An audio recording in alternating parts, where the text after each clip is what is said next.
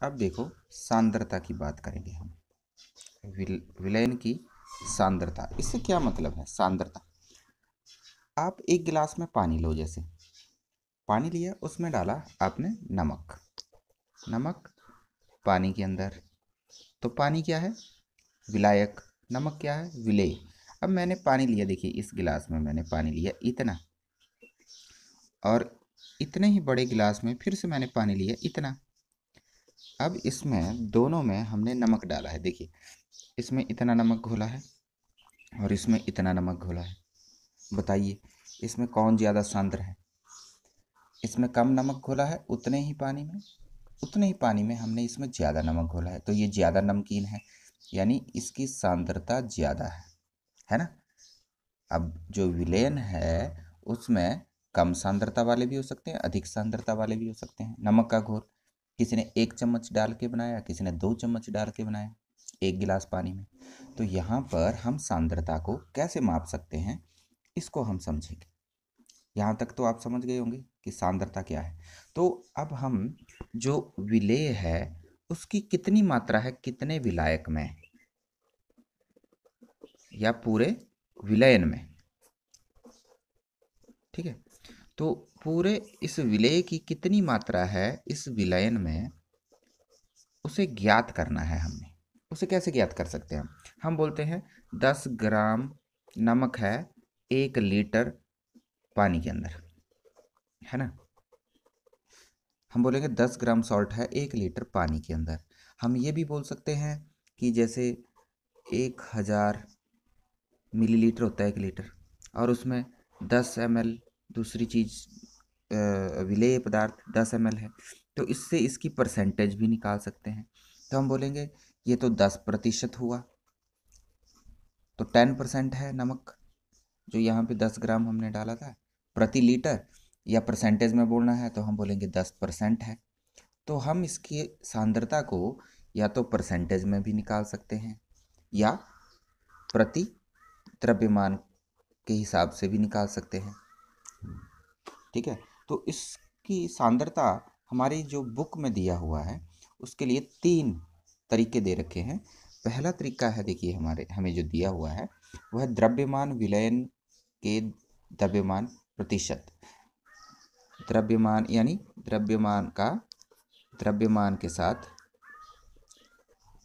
माप निकालना है और उसकी प्रतिशत निकालनी है। जो भी आप प्रतिशत निकालते हैं, प्रतिशत का मतलब होता है प्रति 100 पर, है ना। जैसे आपको 50% मार्क्स आए, मतलब 100 में से आई ये 50। प्रतिशत का मतलब प्रति 100 पर 50 नंबर लेते हैं, इसलिए 50% मार्क्स हैं। तो जब भी हमने परसेंटेज निकालनी है वो 100 में से निकलेगी। तो जैसे यहाँ पर हमने सांद्रता निकालनी है, कैसे? द्रव्यमान और द्रव्यमान की सापेक्ष निकालनी, द्रव्यमान की द्रव्यमान के सापेक्ष निकालनी। तो सांद्रता क्या रहेगी, विलयन की सांद्रता क्या रहेगी? विलेय का द्रव्यमान कुल विलयन के द्रव्यमान से आपने मापना है ना। और क्योंकि प्रतिशत है तो गुणा 100 करना पड़ेगा।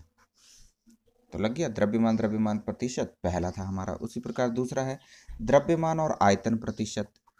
यहाँ द्रव्यमान आयतन प्रतिशत दे रखा है, तो यहाँ भी प्रतिशत है, 100 से गुणा करनी पड़ेगी। द्रव्यमान तो सांद्रता क्या रहेगी?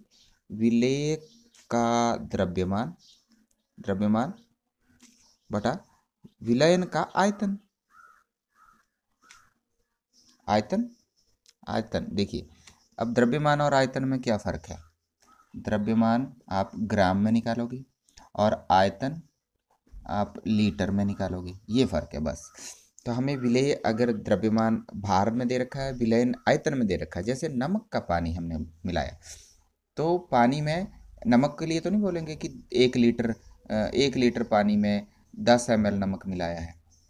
मिलीलीटर में तो नमक नहीं होगा, ये तो ग्राम में ही होगा।